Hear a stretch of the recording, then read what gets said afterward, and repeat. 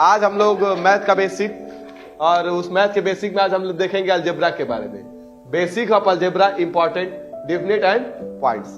मतलब अलजेब्रा के बारे में बेसिक और उसका डिफिनेशन और साथ ही साथ उसके जो मेन पॉइंट है वो तो है क्या, देखते हैं अलजेब्रा क्या है। Algebra is the branch of mathematics that deals with the symbol and later called variable along with number to respect mathematical relationship।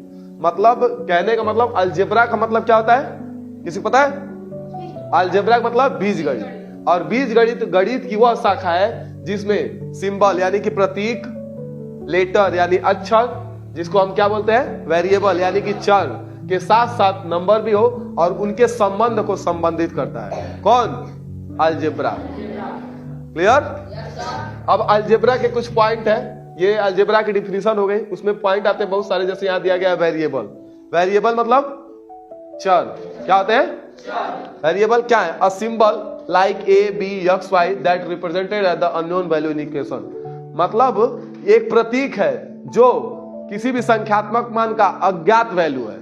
किसी भी संख्यात्मक मान का ये अननोन वैल्यू मतलब अज्ञात वैल्यू, जिसकी वैल्यू हमें नहीं पता है। जैसे ए बी एक्स वाई अगर क्वेश्चन में आ जाए तो आपको पता चलेगा कि इसकी वैल्यू क्या है, तो ये क्या हो गया? अज्ञात वैल्यू, जिसकी वैल्यू हमें पता ना हो।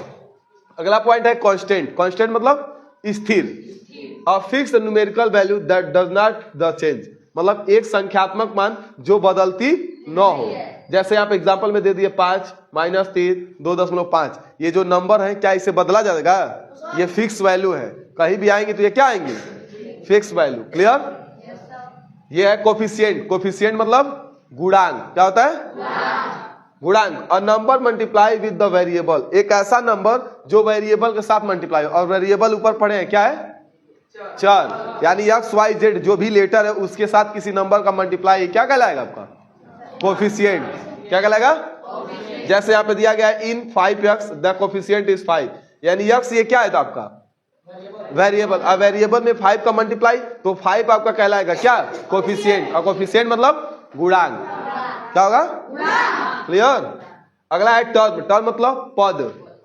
अ number variable or combination is the word both separated by plus or minus. In example 3x plus 7y minus 5 there are three terms 3x 7y and minus 5। मतलब कहने का ये मतलब है एक ऐसा नंबर चाहे चर हो चाहे अचर हो या दोनों का संयोजन मतलब दोनों का मिलना, उन दोनों को अलग किया जाएगा किसके माध्यम से? प्लस और माइनस की वजह से। वही उनके पद होंगे, टर्म्स होंगे। क्लियर? जैसे यहाँ पे ये इतना बड़ा इक्वेशन दिया, इक्वेशन में क्या दिखा जाए? यहाँ पे एक प्लस, यहाँ पे तो प्लस की वजह से ऊपर हमने पढ़ा है कि प्लस और माइनस की वजह से टर्म क्या होंगे? अलग हो जाएंगे। तो ये एक टर्म, ये दो टर्म और ये, यानी यहाँ पे दिया गया है कि there are the three terms 3x 7y and minus. Clear? Term समझ में आया? प्लस और माइनस की वजह से जो जितनी इक्वेशन बड़े होंगे वो सब क्या होंगे? टर्म्स होंगे। कंडीशन इसमें होता है सेम अगर आपका लेटर है तो वो जुड़ घट सकता है, उससे हम टर्म में कंटिन्यू नहीं करेंगे। क्लियर? जैसे मान लीजिए 3x है और यहाँ पे भी 3x आ जाएगा तो ये प्लस कितना हो जाएगा? 3x और 6x। 3x तुम्हारा 9x होगा। 3x प्लस 3x ये कितना हो जाएगा? 6x। तो ये एक टर्म हुआ ना, क्योंकि दोनों जुड़ गया। लेकिन यहाँ पे 3x है और ये 7y है, ये जुड़ेगा नहीं, इसलिए ये एक टर्म, दो टर्म और ये, यानी इसमें कितने टर्म है? क्लियर? अगला इक्वेशन। इक्वेशन मतलब समीकरण।